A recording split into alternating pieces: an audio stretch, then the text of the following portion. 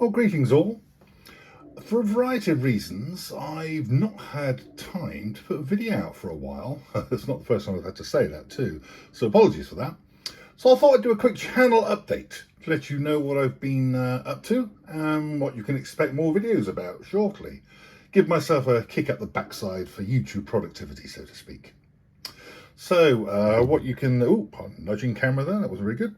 What you can see here is a variety or a selection of what I've been working on. And that includes Star Wars, World War II in various scales. I've just noticed there's some American Civil War that should be featured here, that I will get some of when I talk about that individually. So the American Civil War, the almost ever-present ancients or medievals, and I say almost ever present, that's pretty much what dominates my painting schedule regularly. So yes, I'll take you through each of these individual things and talk to you about what I've been doing with them and what you can expect from me coming soon video wise. Right, now what you see here is some Star Wars Shatterpoint. It's played on a 3x3 board like X-Wing. It's a recently released Star Wars skirmish game of 40mm scale. Players take command of one or two small teams that consist of a couple of characters and some minions, roughly 4 to 6 models or so strong. There's plenty of model videos and intros, unboxings, etc., reviews and so on YouTube. So feel free to go and find out some more. And the core rules, here's the, it's not a very thick rule book actually, so not very daunting for a beginner. They're actually available free as a PDF from the manufacturer's website, and I'll put a link in the description below. I'm particularly excited about this, not just because I'm a massive Star Wars fan and I do like sci-fi skirmish gaming, but because for some time now I've been searching for a suitable gateway game to introduce a friend of mine who's a massive sci-fi nut, Star Trek in particular, to tabletop gaming. Now I'm convinced his love of little spaceships and things means he'll love X-Wing, but he's not tried that yet. If you're watching, Nick, yet. But the opportunity arose to have a go at Shatterpoint at the local game store, so we had a go. We went along, and whilst my friend Nick clearly struggled at first, as he's my age, 50, and he'd never done any kind of tabletop gaming before. But with the aid of Jim, the shop owner at the Games Bunker, Jim knows I'm already hooked and thus a lost cause. He slowly got into the game, and after a couple of light bulb moments, ended up really enjoying himself despite being lost for the first turn or two. He tells me he'd play again, and he really enjoyed it. So I brought the starter set, and I've assembled it all. There's a lot more than you see here. There's about, I forget how many models now, but there's quite a few, about 18 or so, plus an awful lot of scenery, like the couple of buildings you see here. I've yet to make a start on painting the models, but I have, as you can see from this building here, made a start on painting the scenery. You can expect more models about all of this very soon, and more games for it. Hopefully I'll be joined by my best mate playing it too, which is something I've been looking for a while. So there we go, Star Wars Shatterpoint. More videos coming soon to the channel. Now, what a tanker. I love World War II gaming. Bolt Action's one of my favourite game systems, and I've always loved Rapid Fire ever since it came out, although I haven't played it for some time, although I am reasonably au fait with the rules for the new Rapid Fire Reloaded, and I'm looking forward to getting back into that, much like I used to be years ago. However, I've wanted to try the What a Tanker rules from Too Fat Lardies for a long time. I like smaller scale World War II vehicles. You may remember my Bren carrier, or Universal Carrier video on my channel in 20mm recently. But these 15mm Shermans, or from this box set, there's 3 different variants you can build with that set. These are the 3 variants. There's a couple more models to build still in the set. I shall crack on with those at some stage. But essentially, I've got a few tanks and models in 20mm and 28mm, but a friend of mine and I have both bought a few 15mm tank models to just throw down and have a go at this water tanker. I won't be launching wholesale into 15mm because I've already got a lot of bolt action and quite a bit of 20mm stuff, though I am tempted because several of guys at my club play Chain of Command at 15mm. But I'm looking forward to trying these rules out. They look to be a great deal of fun, and myself and my friend Barry are going to be trying them out very shortly. So videos on that coming soon, including like more videos of tanks and so on. Now, American Civil War. These guys, or some of them, escaped the group shot at the beginning. I was just so keen to get on with filming this video. But yes, American Civil War and Dixon miniatures in particular were old favourites of mine back in the day when I was mostly a 15mm gamer. I played Johnny Reb with my Dixon's collection at my old gaming club in London when I was a student down there, and in subsequent years when I was up in the Big Smoke visiting friends after I'd moved back home. Now, a conversation recently about Dixon miniatures with a clubmate got us both fancying some skirmishes for American Civil War in 28mm and perhaps moving on to try some AWI as well. So we'll shortly, after a couple of test games to get used to the rules, be doing a little campaign using the Osprey Rebels and Patriots rules. Looking forward to trying that. I've enjoyed painting these, and I'll do a video about them shortly. But Ancients and medievals are never very far away from my gaming table. I've probably spent more gaming and hobby time on Ancients since Christmas last year than anything else, really. But as you know from watching my channel, if you have done for a while, I'm a big fan of medievals.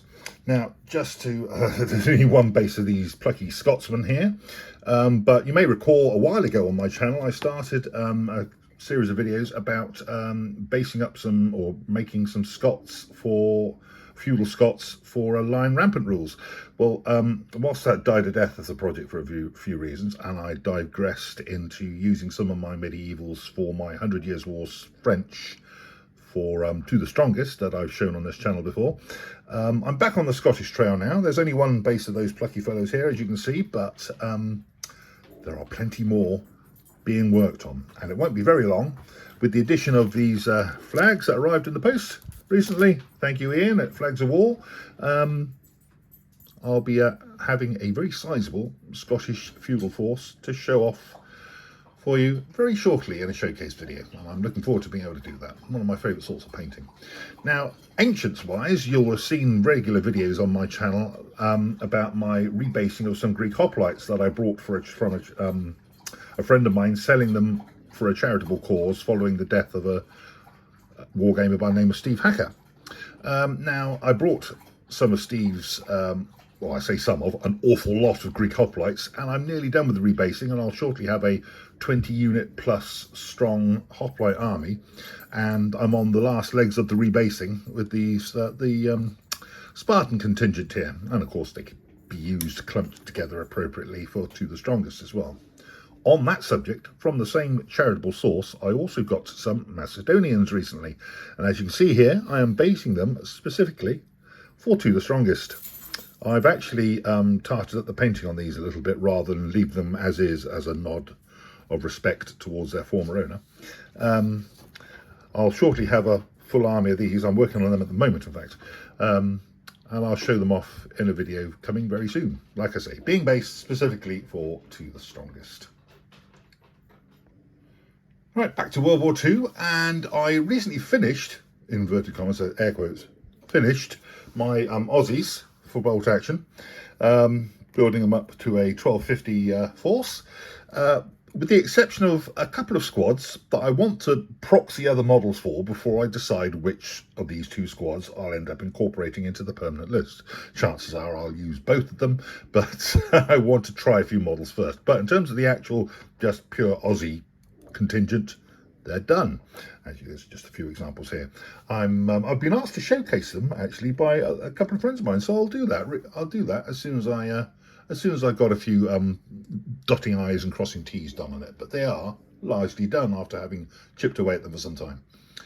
I've also made a start on my Blitzkrieg Germans, as you can see here. I'll do a how-to video on them and a showcase when I get a bit more done. And a long time ago, I promised a how-to guide in the same vein as my 8th Army one I've published on this channel for these Africa Corps fellas, and I shall do that as soon as I can too.